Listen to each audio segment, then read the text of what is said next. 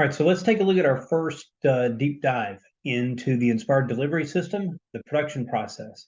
We're going to look at what happens at the point of sale.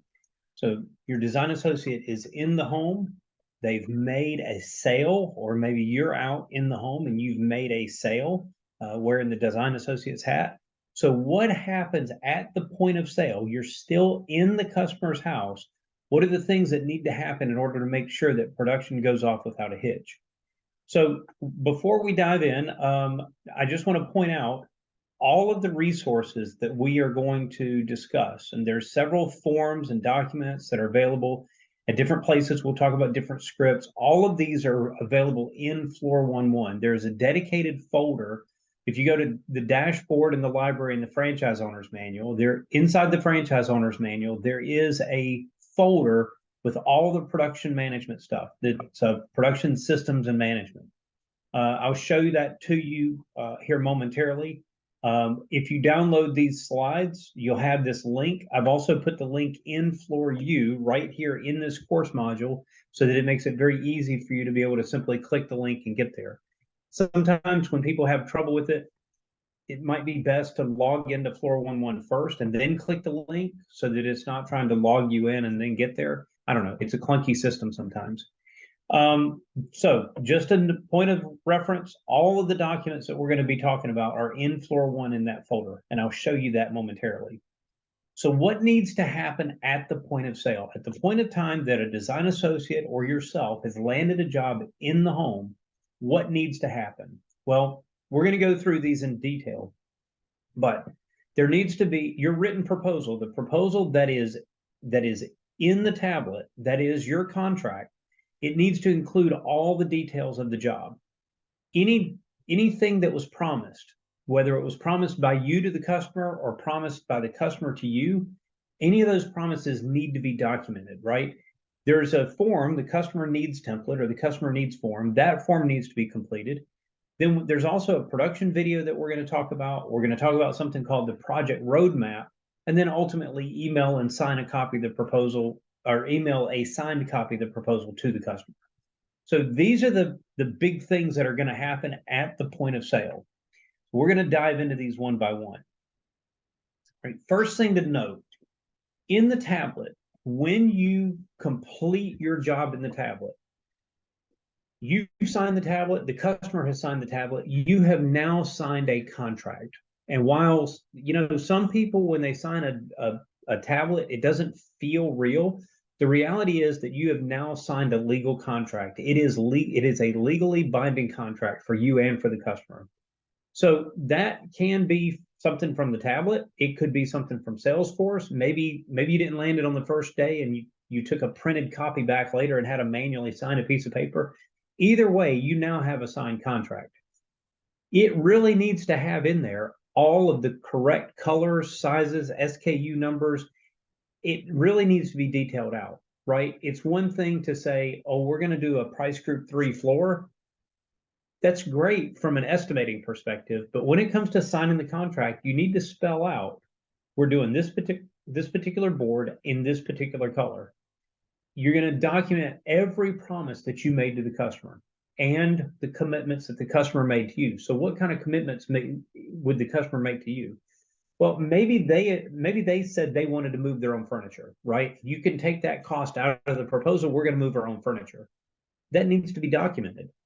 Otherwise, what happens when the installer shows up on the day of the job and there's furniture everywhere, the installer really doesn't have a choice but to move the furniture. The installer is going to charge you for that labor. What are you going to do with it?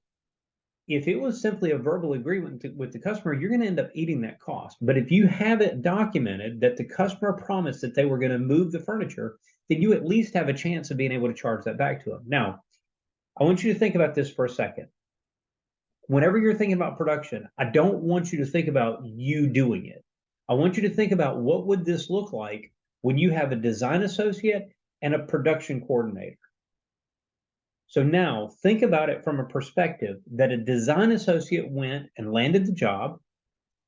Did the design associate get everything documented on the proposal so that the production coordinator has that when they're standing in the driveway with the customer saying, hey, the furniture's not moved? See, today, if you land the job and then you happen to be there on the day of the install and the installers are there, you can look at the customer and say, hey, wait a minute. When I was here 2 weeks ago, you told me you were going to move the furniture. It's different because you were the one that was there, right? But I want you to go ahead and start to think, what does this business look like when I've got maybe 2 or 3 design associates, I've got a production coordinator. The DA is not going to be there the day of the job.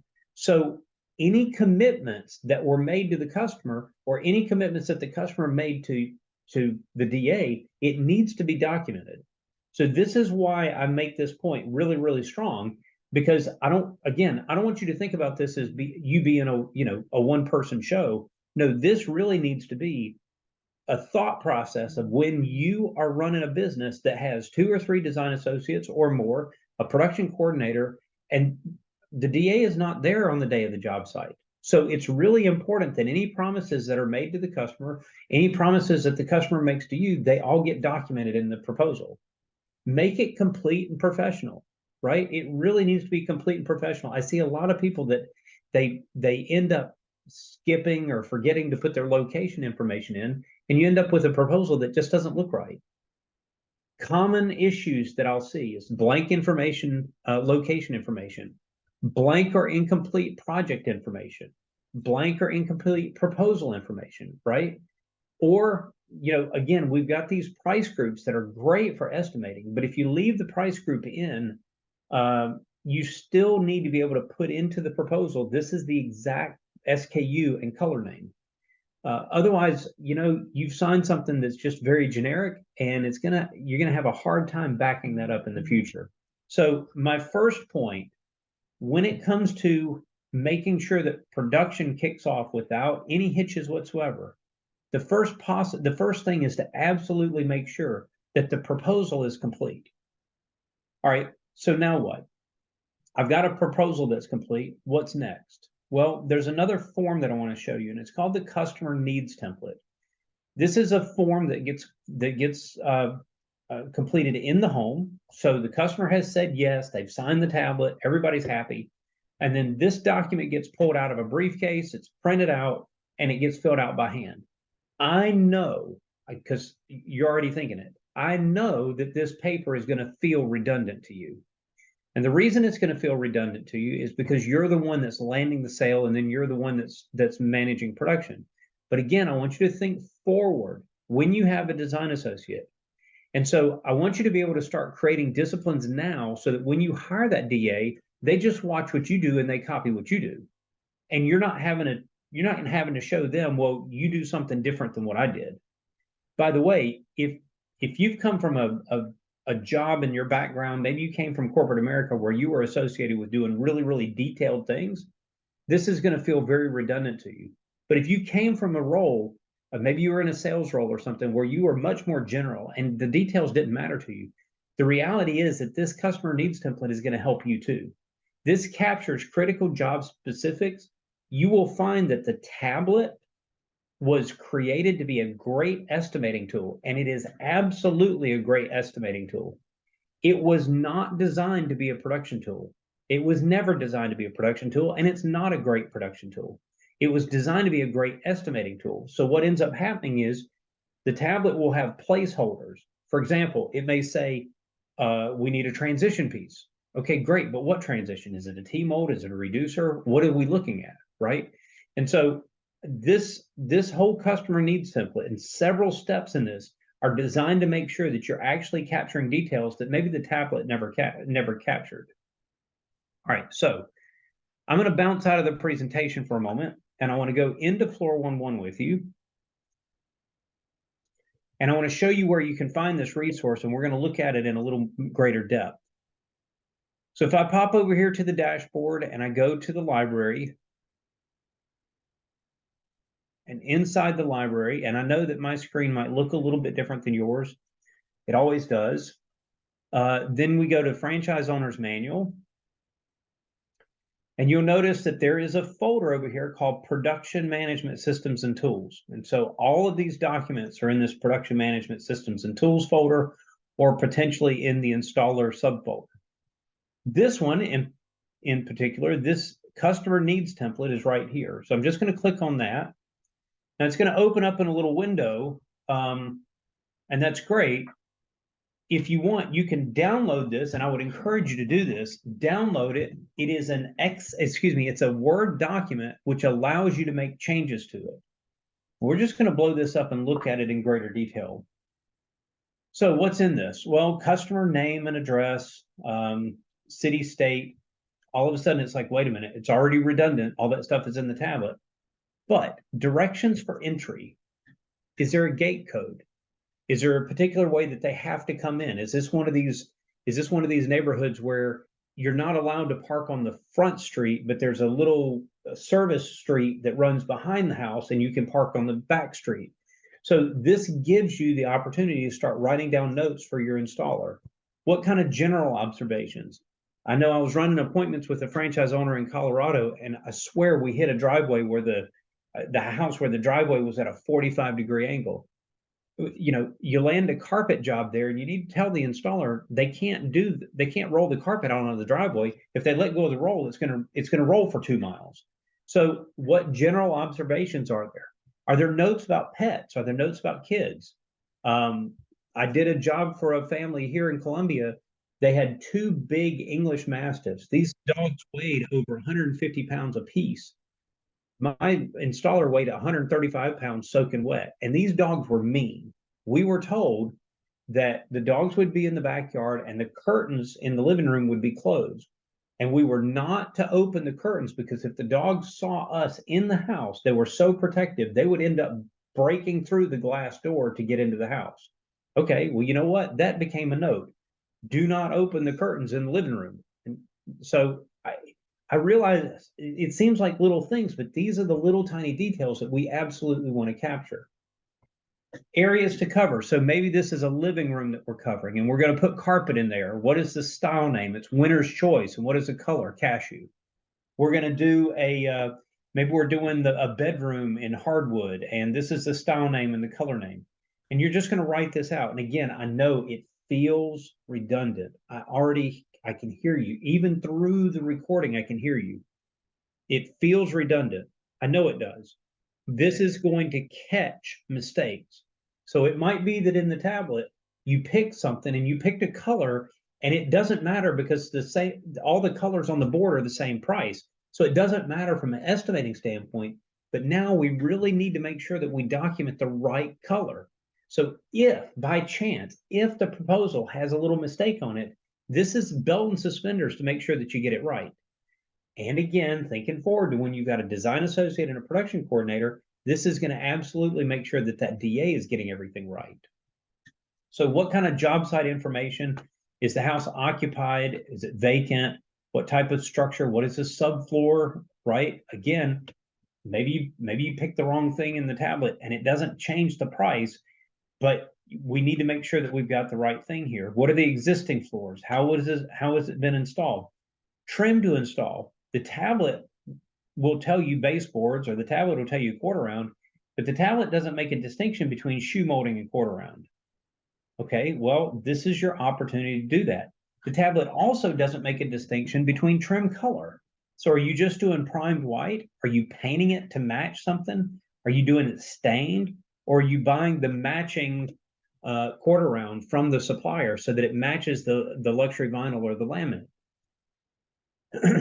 What is the access like? Is it easy? Is it stairs? Is this a high-rise apartment building that you can't get a 12 or 15-foot wide roll of carpet? So the installer is going to have to cut it down on the street and fold it up to get it up in the elevator. Is there permanent heating or cooling? So if it's a brand new house, do they have the HVAC stuff working yet? Is the temperature within tolerances, moisture reading? So you've got all these different things. I'm not going to go through all of these one by one, but you've got all these little check boxes, and they're just little things to see whether or not all the details have been covered. What are some things that your installers will not? So when this prints out, this actually shows up on the second page. Items that will not be moved by the installer. So pianos, pool tables, electronics, grandfather clocks. Now, this, when you download it, it downloads in Word, and it downloads in Word on purpose because you should change this. You should absolutely modify this according to what your installers do locally. For example, my installers would absolutely move dresser drawers. As a matter of fact, they just wanted the customer to leave the dresser drawers full, leave them packed in the dressers. Fine, we'll move the dresser with everything in it. Because the installers, the guys that I used, had realized that, you know what, typically when a customer removes the dresser drawers, they end up putting the dresser drawers in an area of the house that we need to be able to access, and it just clutters everything up. So it's just easier to move the dresser when the drawers are in it. Okay, you've got to decide with your installer what makes sense for you. So my point is, read this document, read it with your installers, and make adjustments to it. Appliances.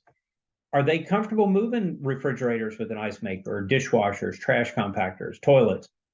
Again, it's one of those things. In my area, my installers were absolutely not allowed to touch gas. I mean, it's a state law. They cannot do anything that has to do with natural gas. So that was something that we had to deal with. Then there's a third page on this. And again, I'll say it 100 times. Read through this, make sure that you read through this, and make sure that you're comfortable with the language that's here. I want you to modify this. I'll give you a good case in point. Where is it? When it comes to arrival time, here we go. So this little statement right here.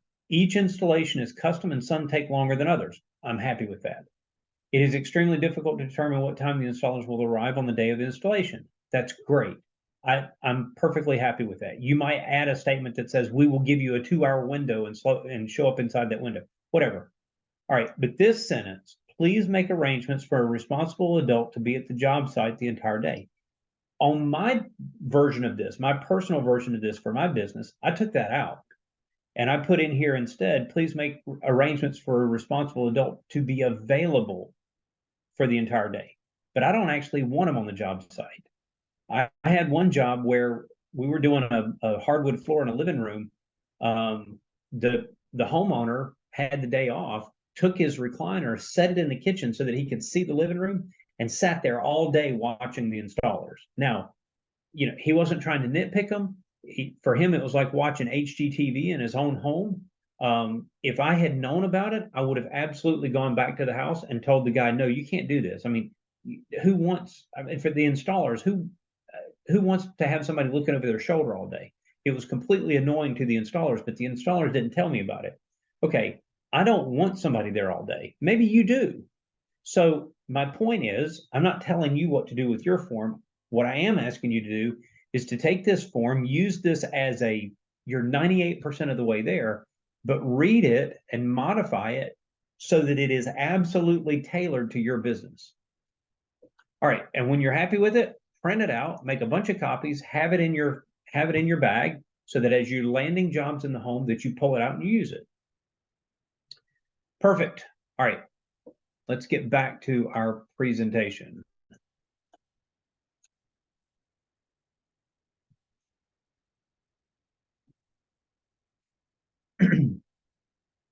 Customer needs form. Read it, understand it, and customize it for your business. So what have we done so far? Our design associate has made sure that their proposal was complete, and then they went through this customer needs template with the customer and documented everything. Here's a third step that we're going to do to make sure that we've got every detail covered, and it's what's called a production video. So a production video is completed in the house when you land a sale. It has a different audience than the inspection video. So if you haven't gone through the inspired sales system yet, you'll realize that, or when you do, you'll realize that there is a step in the process where we take an inspection video for the customer. But that video is like a 45-second video. It's a minute. At the very most, it's a minute and a half. The audience is the customer, and we're really simply driving credibility and trying to drive some urgency with the customer to make a decision on the spot. Great. That's the inspection video, and that's a different video. The production video is all about getting information to the installers. It creates an alignment between the customer and the scope of work that we're doing, okay? And it captures all the details, all right? So what does it look like? Typically, I do these on my phone. You could do it in the tablet, but you're not doing it inside InspireNet. You can just do it with the camera app on your phone. I mean, on the tablet. I personally do it on my phone. It's just easier to walk around with. I will start the video by asking the customer to point out on the board what is the color, and then I'll walk around the video and I'll point out all the little details. So how do I quote unquote sell this to the customer? I explain to the customer very simply. I'll say something like this: Mr. Smith, you know, all of the best sports teams, whenever they're getting ready for a big game, when they're getting ready for game day, they always watch pregame film. And for us, pregame film is this little production video that I'm about to shoot. Now, this is only going to take me a few minutes to do this, but I need your help with it. I'm going to ask you to point out the color and the style on the board here. And as soon as I get that, I'm going to pan around the room and I'm going to capture every little detail that we talked about: the moving of the furniture, removing the old floors, what trim we're going to use, and everything else. We're going to review this with our installers before game day. And for us, game day is the day that we install your floors. So if you'll help me out, this is only going to take a few minutes, and then I begin the video. All right. I'll show you one momentarily. So typically what I like to do is pan each of the rooms, show the style, restate any promises that were made. If possible, I like to end outside the home so that the production team can see the parking. I don't always do that. I mean, if it's a typical driveway, typical house, I won't necessarily do that. But I absolutely want to make sure that I can catch any little details that need to be reviewed. So I'm going to pause this for just a second so that I can queue up a video for you to see. All right, so let's just take a look at this production video together. All right, so we're doing the Ambassador in a 5-inch board, and which was the color? This is the color. This is it. And that's the blackened brown. Yes. All right. And we've got 2 rooms and 2 closets. So this is the master. We're going to do the quarter round the same color as the floor. It is a plywood subfloor, bed to move, transition strip here at the tile, another transition strip going into the closet. We'll trim around the face of the closets. There's one little odd corner back here to work through. All this will be gone. Oh, believe me, No worries. That's this room, and then the other room on the other side of the house.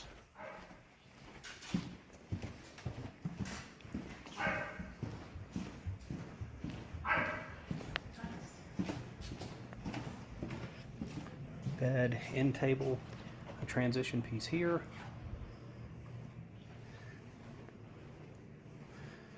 And then there's a closet in here, not much to do in here. All right, now you'll see from this that when this was shared with the installers, there was a place in this video where we went by a fireplace, and when I was in the home, I honestly had no idea what we were going to do in the front of this fireplace. So this is the point of the production video. That little 4-foot section, 3-foot section of trim does not mean diddly squat to the estimate, but this gave me a tool to be able to go to the installer and say, okay, what do you recommend that we do in front of this fireplace? This is why I keep this example around of this particular production video. I've done better production videos, but I like this one as a display model simply because that piece right there, and this is the whole point. Yeah, you can take still pictures, that's great. But by having this video, I can pause it right here with the installer and say, okay, what would you do in this space, right? The idea is, it's not that there's not going to be tricky things. This was a little bit tricky, but I'd much rather have the tricky thing taken care of before the day of the install. I don't want the installer calling me on the day of the install asking me, what do you want to do in front of this fireplace? I'd much rather have that decision made ahead of time so that on the day of the install, I can stay out running appointments. I can continue to drive revenue. The design associate can be out there driving revenue while the production side of the house is doing production, because all this was brought about ahead of time. That's the power of the production video.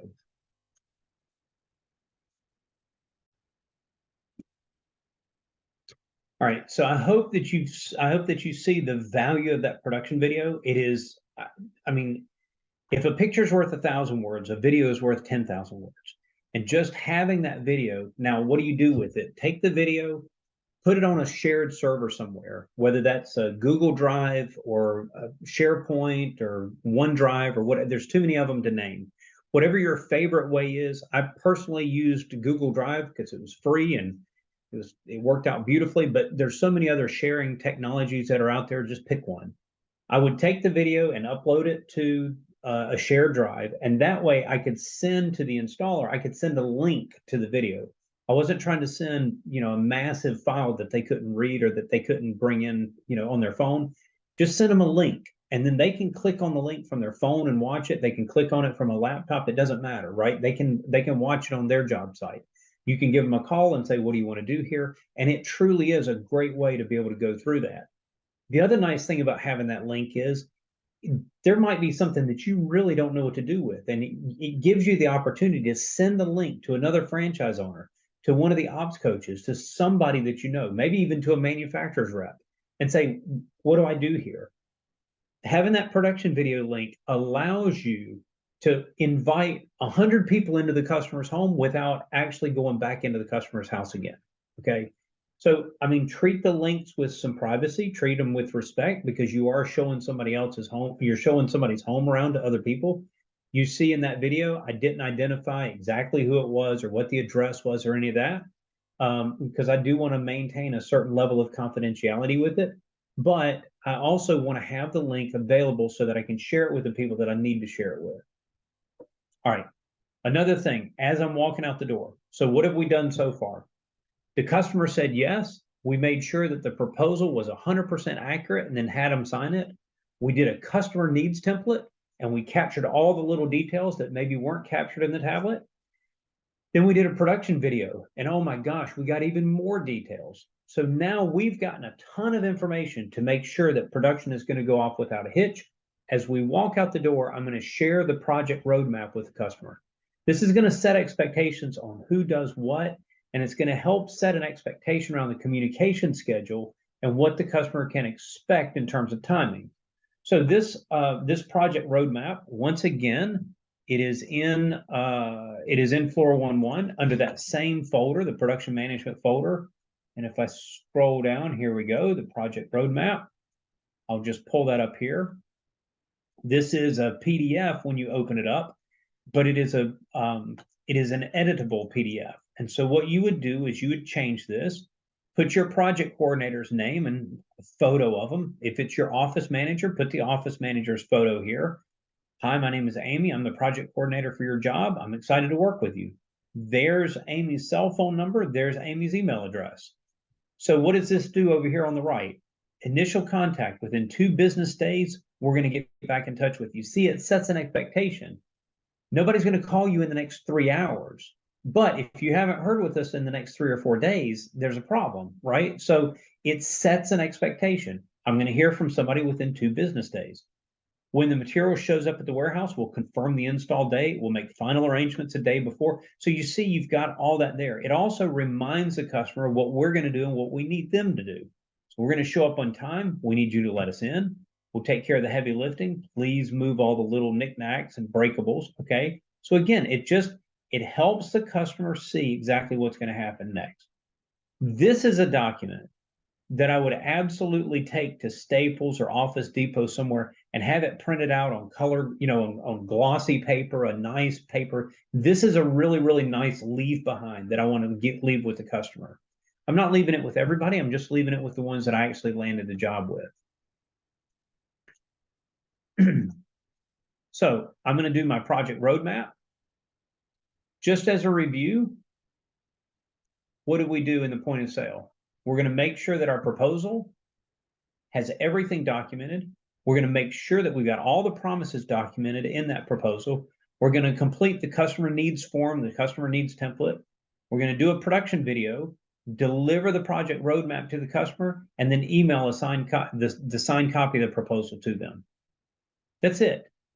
If you do these things, you've got all your promises documented, the proposal's complete, you've got your customer needs template done, you've got a production video done, and you give the customer that project roadmap, you have set yourself on the right path to make sure that production is going to go off without a hitch. Now, the reality is we're doing construction inside people's homes. So something's going to happen at some point in time, right? But I would much rather have it that 90% of the time everything goes off great and 10% of the time there's a problem, rather than 10% of the time I got lucky and 90% of the time I've got a problem because I just didn't write everything down and I wasn't organized from the beginning.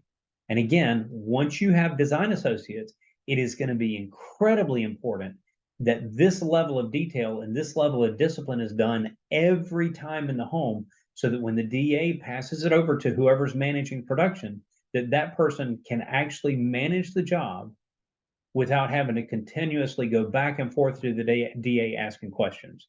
If you do this, you are guaranteeing yourself the best possible chance of getting production right. All right, so just a reminder, where are the resources? The resources are in 411, Dashboard, Library, Franchise Owners Manual, Production Management. If you download this module, you'll see that there's a link right here. I've also got the link in the course module for floor use. So there's 100 ways to get to this, right? Make yourself really, really comfortable getting into 411 and downloading this information. Thank you for watching this. I think we've laid out a great path and a great plan for getting production kicked off with the point of sale and what's going to happen in the home right at the point of sale. Thank you for watching this, and I look forward to going through the next module with you.